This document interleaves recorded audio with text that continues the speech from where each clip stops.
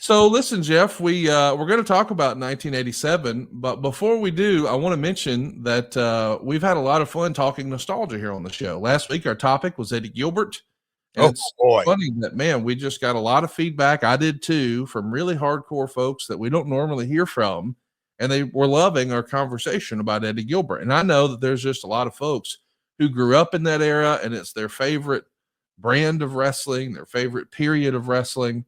Well, you're in for a real treat because on Tuesday, March 4th, we're going to be joined by NWA legends Crockett, Blanchard, Koloff, and Morton.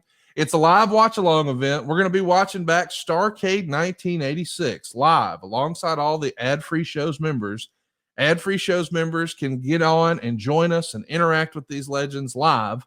So, what are you waiting for? Sign up today at adfreeshows.com and be a part of our Starrcade 1986 live watch along. But when we talk about 1987, I want to mention, Jeff, that part one of our conversation about 87, that's already in the archives.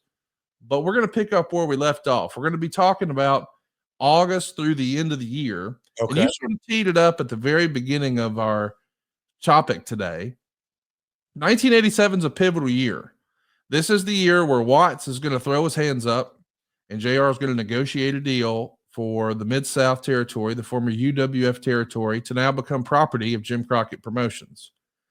Crockett is a little bit into his run or his return, if you will, into TBS, and they're on the heels of an incredible 1986. Although there were some missteps with booking of stadiums and things like that maybe we didn't have to have, maybe we didn't need to, write all those big checks to country music stars. But either way, we've got a lot of momentum going into 87, and we're knee deep in this wrestling battle between Jim Crockett Promotions and Vince McMahon's World Wrestling Federation. But all the territories are starting to dry up. We mentioned that Watts is out. Vern is certainly struggling. In Memphis in 1987, do you remember that being a down period too? It feels like it's up for Vince, but down for everybody else. Is that the way you remember it too? And living in it day to day, and that's why I look. The first episode we did on 87 was I loved it. We got to talk a little bit of 87 last week with Eddie Gilbert and the feedback and the online stuff and a couple of texts on that. But as we get into this episode, that to me, if you are I'm going to say this, Conrad, if you're an Attitude Era fan, and I'm jumping ahead a decade, in a lot of ways, wrestling is one of those 3 generational forms of entertainment. What I mean, grandma and grandpa, whether you watch it on Saturday mornings or Saturday afternoons, but you go down to the matches and granddad takes grandkids. And anyway, 3 generations, it has always been Shakespeare to the masses, a family form of entertainment. Yes, when it gets hot, they're looking for that all elusive male demo of 18 to 34. But still to this day, you look at the demos, it's very wide ranging. And when you really look at this year and understand it from a 2025 lens, for me, I really dug in and go, man, we couldn't see the forest for the trees. Vince, and I don't want to get too far ahead, Conrad, so cut me off, but the kind of the checkmating of the pay-per-view set of circumstances between Survivor Series and Starrcade, and I'll just say the pay-per-view business as a whole. Now at this point, Vince has done, I think we're at 3, probably going on 4 WrestleManias. How the business is evolving. A guy like Bill Watts, very prideful, super successful promoter, huge houses, as we talked about in New Orleans, but just big business. We're going to talk about Dallas and Ken Mantell taking over from the legendary Fritz Von Erich. We're going to talk about Florida. You're mentioning the Crockett's, but the entire, we're going to talk about Montreal. The entire territory system was, I don't want to say just on shaky ground. It was absolutely crumbling before our very eyes, but we were isolated. Vern as well. I mean, we're going to talk about Bockwinkel in this episode, and he was for easy to understand, he was the Lawler, he was the Dusty, he was the Flair, he was the Hulk Hogan, if you will, a mainstay of Vern's territory, AWA in a lot of ways. And when you really look at things from a 2025 lens, Conrad, it was game, set, damn near match. And this year, the closing of all the territories or the life support or the shuffling of different things, except when you were in it day to day, certainly the owners, my dad being one of them, might not have really, because of their egos, and I say that with diplomacy, really understood that, hey, man, we are really working on bar time here because our business model no longer works. It wasn't that they became bad promoters overnight.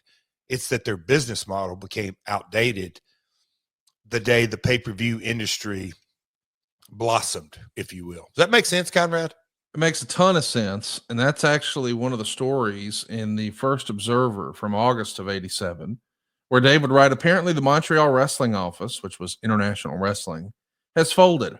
I'm told last week was to be their final week of promotion and that Pat Patterson of Titan Sports was at the shows during the last week making a pitch for the group's babyface headliner, Steve Strong.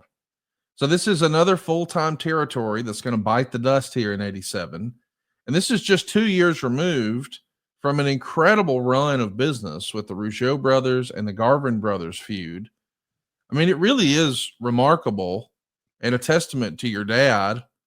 And maybe that's the reason that all those years later, depending on who you believe, Vince would phone your dad, because your dad, for lack of a better word, he was a survivor. He knew how to make it work, right? Well, and I think, as we all know, you kind of alluded to it. Depends on which story you want to believe. I think it's always somewhere in the middle, no matter how you slice it and dice it. But the one thing that I think Vince always looked at my old man is, yes, he survived. But I think when they dug into it, I think there's two things that kind of jump off the page that, in a lot of ways, I think I know for a fact, at least they had conversations on this. Is one, I'd love to know a real statistic out there. Maybe one of our Twitter great follows or the IWC would know, but Memphis getting paid. My dad worked out a deal with the general manager and we got paid for TV. Everything else was barter or paid to be on. I mean, that's how Vince McMahon syndicated his show early. He went into all these different markets and paid to be on TV. Well, we talk about these $1 billion rights fees and Netflix and blah, blah, blah, all that kind of stuff.